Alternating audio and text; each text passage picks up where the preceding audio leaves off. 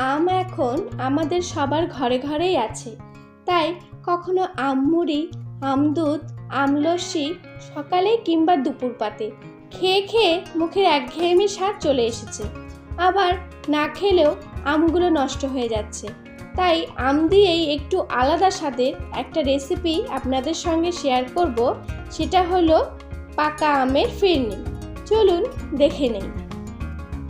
আমি এখানে নিয়েছি দুটো পাকা আম, গোবিন্দভোগ চাল 50 গ্রাম, চালটাকে আমি 8 ঘন্টা ভিজিয়ে রেখেছি। আর নিয়েছি চেরি ফল, কাজু, কাঠবাদাম, কিশমিশ, এলাচ, 100 গ্রাম চিনি, আর লাগছে দুধ 1 লিটার। আমগুলোকে টুকরো করে কেটে নিয়েছি। এবারে ব্লেন্ডারে দিয়ে ব্লেন্ড করে নিয়ে কড়াইয়ে দিয়ে একটু জলটা শুকিয়ে নেব।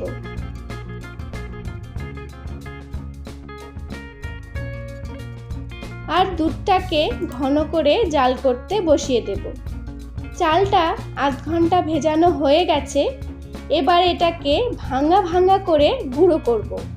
একেবারে মিহি করে গুঁড়ো করব না, এটাই ফিরনির স্বাদ, গোটা চালের হয় না। চালটা ভাঙা ভাঙা করে নিলে স্বাদটা আরও বেড়ে যায়। দুধটা ঘন হয়ে গেছে।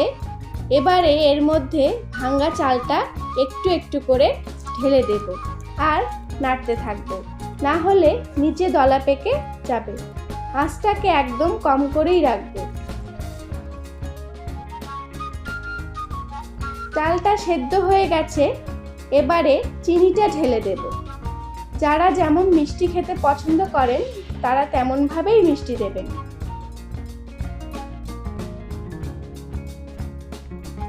ভালো করে মিশিয়ে নিয়ে আমের পাল্পটা একটু একটু করে ঢেলে দেব।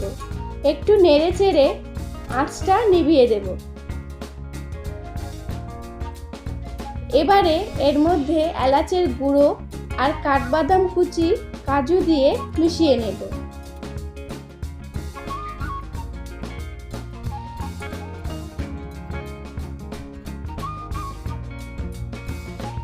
এবারে এখানে একটি মাটির পাত্র নিয়েছি। এটা আগেই ভালো করে ধুয়ে রেখেছিলাম। একটু একটু করে এর মধ্যে দিয়ে দেব। হয়ে গেছে। এবারে অ্যালুমিনিয়াম ফয়েল দিয়ে ভালো করে ঢেকে 2 থেকে 3 ঘন্টা ফ্রিজে রেখে দেব। আপনারা চাইলে এখানে অন্য পাত্রও নিতে পারেন, তবে মাটির পাত্রে নিলে ভালো হয়, সেট হয়। কোনো রকম জল জলে থাকলে সেটা টেনে নেয়। 3 ঘন্টা পর ফ্রিজ থেকে বের করলাম। দেখুন কি সুন্দর সেট হয়ে গেছে।